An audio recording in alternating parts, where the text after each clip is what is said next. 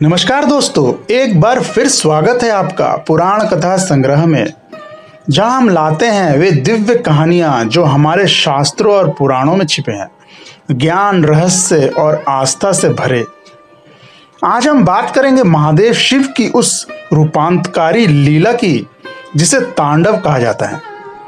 बहुत लोग समझते हैं कि तांडव केवल विनाश का नृत्य है, लेकिन क्या आप जानते हैं कि शिवजी 7 प्रकार के तांडव करते हैं।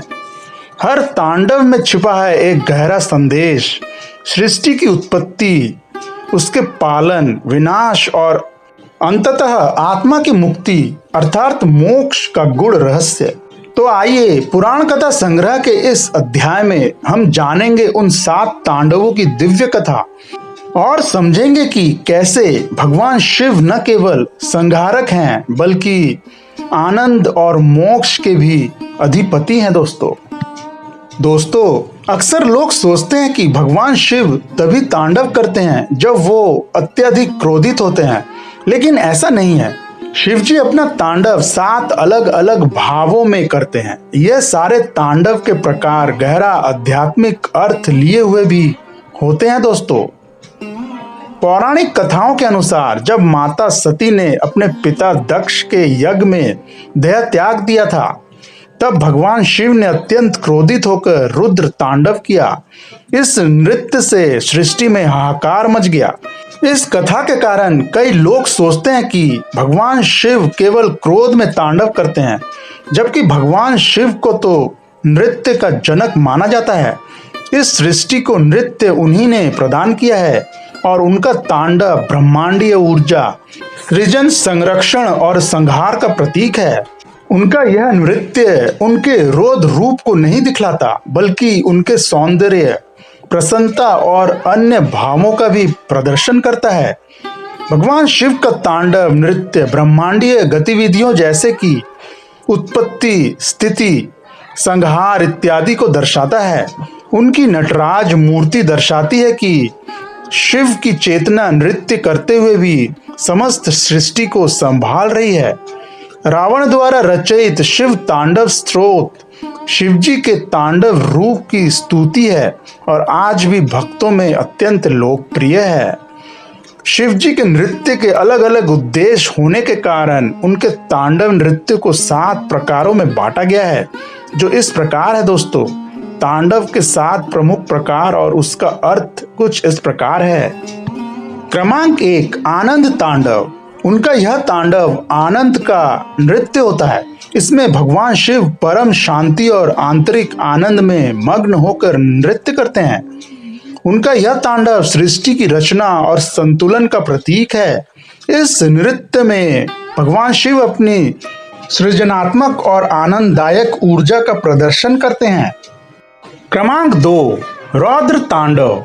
यह भगवान शिव के क्रोध का तांडव है। यह उनके संहारक और उग्र रूप को दर्शाता है। दोस्तों, जब भगवान शिव किसी असुर, पाप या अधर्म का नाश करते हैं, तब यह तांडव प्रकट होता है।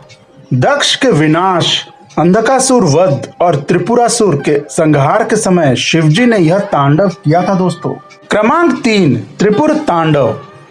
त्रिपुरासुर का वध करते समय भगवान शिव ने यह दिव्य तांडव किया।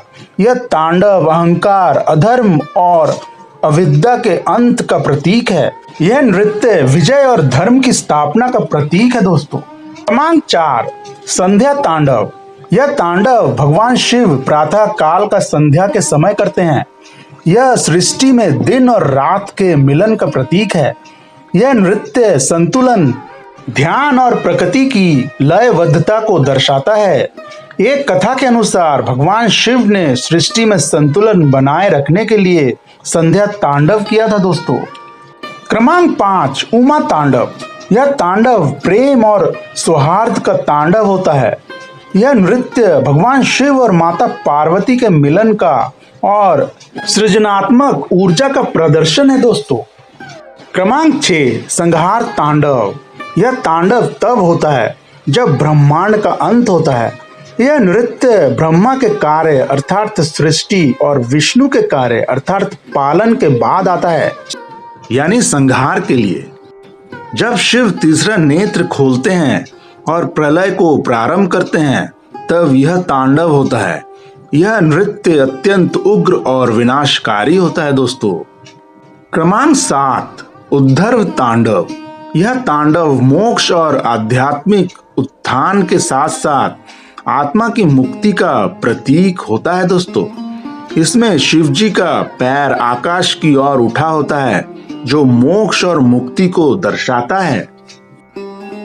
दोस्तों, अगर आपको आज की यह व्याख्या पसंद आई हो तो कमेंट बॉक्स में लिख के जरूर बताएं। वीडियो पसंद आई हो तो लाइक, शेयर और सब्सक्राइब करना ना भूलें।